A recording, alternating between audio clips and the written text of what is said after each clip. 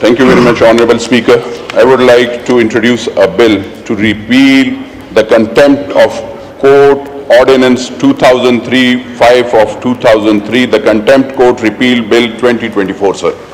जी, salient feature ये तो वही है जो पहले आपने बात की। सर ये नहीं, कंटेम्प्ट ऑफ कोर्ट सर वो होता है, हमारे सारे ऑनरेबल जजेस हैं, हम एहतराम करते हैं, हम इसमें वजाहत नहीं की गई। आप कंटेम्प्ट ऑफ कोर्ट उस पे भी लगा लेते हैं, अगर किसी ने कोर्ट के जज के खिलाफ बात कर दी, खड़ा नहीं हुआ। आपने देखा होगा आपके कितने prime minister sir contempt of court में चले गए, दो तीन प्राइम मिनिस्टर आपके कंटेम्प्ट ऑफ कोर्ट में चले गए। ये हाल है, यानी इस इंस्टीट्यूशन का जो आप कह रहे हैं कि सर कि इसका एहतराम किया जाता है, यहां का एहतराम नहीं किया जाता और यहां के ऐवान का वजीर आजम को छुट्टी कर दिया जाता है। सर हमारे ऑनरेबल जजेस के लिए एहतराम बहुत है, लेकिन पिछले अदवार में ऐसे हुआ है कि कंटेम्प्ट ऑफ कोर्ट पे एमएनएज मिनिस्टर्स उनको वो किया गया है। इसमें कानून, ये कंटेम्प्ट ऑफ कोर्ट सर ये ह्यूमन राइट्स की वायलेशन भी है।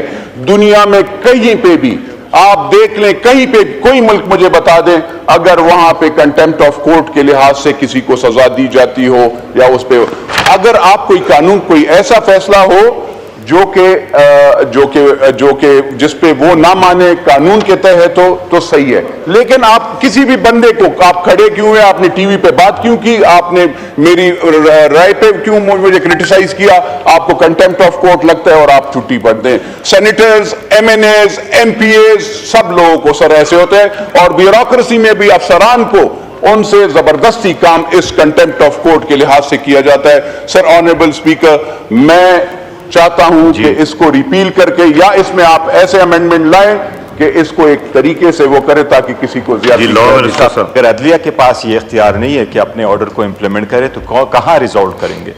और ये सिर्फ कंटेम्प्ट ऑफ कोर्ट ये नहीं है कि जज आपको कहता मैं गुस्सा हुआ हूं तो लेके आ जाते हैं, लोगों के फेवर में जजमेंटें आ जाती हैं। इसमें सिविल कंटेम्प्ट में, इसमें क्रिमिनल कंटेम्प्ट है, इसमें पर्सनल कंटेम्प्ट है, जज के को कुछ कहना। तो इसका जो बिल है ये अमेंडमेंट नहीं चाह रहा नूर आलम खान साहब, इसने प्रैक्टिस की हो तो इनको वो पता हो। अदालत में अगर आप जाते हैं आर्टिकल 204 तो फिर भी आप अमेंड नहीं कर रहे, फिर तो अदलिया के पास एक इनॉर्मस किस्म का पावर आ जाएगा। किसी के पास कोई इख्तियार नहीं होगा कि जज मुझे सजा दे दे तो मैं उसके खिलाफ कहां जाऊं, किस पे अपील जाऊं। ये भी सुप्रीम कोर्ट का कहना था कि आर्टिकल 8 यही प्रोवाइड करता है कि लॉज इस्लामी हो, और उनमें यह प्रोवाइड था कि एक right of appeal Islami right है। तो ये बिल्कुल ही रिपील मांग रहा है। आप रिपील के लिए चूंकि ये रिपील मांग रहा है, इसकी इजाजत ना दे, ये बेशक दूसरा बिल लेके आए जिसमें ये अमेंडमेंट चाहता वो कर दे, इसकी इजाजत ना है, मेरी रिक्वेस्ट होगी ये बिल्कुल उसके मुतसादिम। गौहर साहब, मैं आपको बताऊं कि हमारी कोशिश ये है कि गवर्नमेंट के पास स्ट्रेंथ है टू अपोज द बिल्स, और अगर गवर्नमेंट अपोज करना शुरू कर दे, हम ये कहते हैं कि एक दफा अगर कमेटी में चले जाए, डिलिब्रेशन हो जाए, उसके बाद कमेटी रिजेक्ट करे। एक चीज नहीं मैं बताता हूँ, मैं रीजन ये है कि अभी जिस तरह सुहेल साहब ने बिल दिया और अगर ये अपोज करते तो फिर रह जाना, तो हम हमारी ख्वाहिश वो अमेंडमेंट मैं कह रहा हूँ कि कमेटी में जाने दें। ये चूंकि एक प्रॉब्लम है, ये वो कह रहे हैं अमेंडमेंट, मैं कह रहा हूं आप इसको नामू कर दे, ये विड्रॉ कर ले, खुद रिपील ना करवा दे।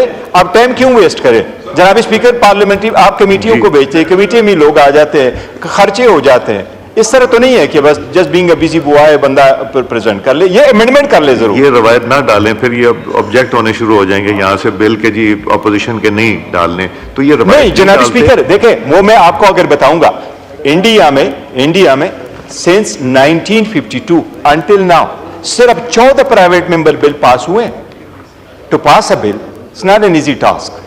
नहीं, मगर हम एनकरेज करते हैं कि प्राइवेट, वो नहीं, वो एक्सपर्ट है, उसका मैं अभी बताऊंगा। एक और बिल आ रहा है, मैं उसमें आपसे जरूरी नहीं कि गवर्नमेंट आपको मैं बताऊंगा, ये ना मूव कर ले, रिपील ना करे, रिपील पे टाइम वेस्ट होगा, वहां डिस्कस हो जाएगा, सब कुछ होगा। ये अमेंडमेंट का बिल मूव कर दे, अमेंडमेंट का बिल मूव कर दे। तशरीफ रखें नूर आलम साहब। बिल अमेंडमेंट ये कर दे कि मैं कंटेम्प्ट ऑफ कोर्ट ऑर्डिनेंस में, ठीक है जी। ऑनरेबल स्पीकर, मैं देखें, मैं इदारों का एहतराम करता हूं, ऑनरेबल जजेस का भी एहतराम करता हूं, लेकिन आप जरा प्लीज पढ़ ले, बैरिस्टर साहब please, all you just read the last line, तशरीफ रखें, kindly read it.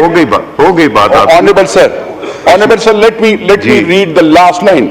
It is proposed that the said ordinance may be repealed until the subtitle law is made by the parliament, यानी मैंने ये उसमें कहा है कि पार्लियामेंट दूसरा कानून उसके साथ वो करे मेहरबानी फरमाकर। अब बैरिस्टर साहब मुझे पता नहीं है, मैं शायद मैंने अंग्रेजी में तो यही है, उर्दू में भी मैं पढ़ देता हूं, उर्दू में नहीं तशरीफ रखें बैरिस्टर साहब, इसको जाने दें, कमेटी में ये रवायत ना डालें कि अपोज की जाए।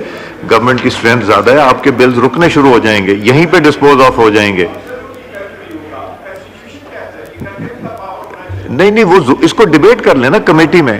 जी लॉ मिनिस्टर साहब सही फरमा रहे हैं। अभी बिल जो है ये इंट्रोड्यूस हुआ है हाउस में, अच्छी हेल्दी डिबेट के लिए बिल की कोई भी शक्ल जाती है कमेटी में, and committee having the powers to make amendments in the proposed bill.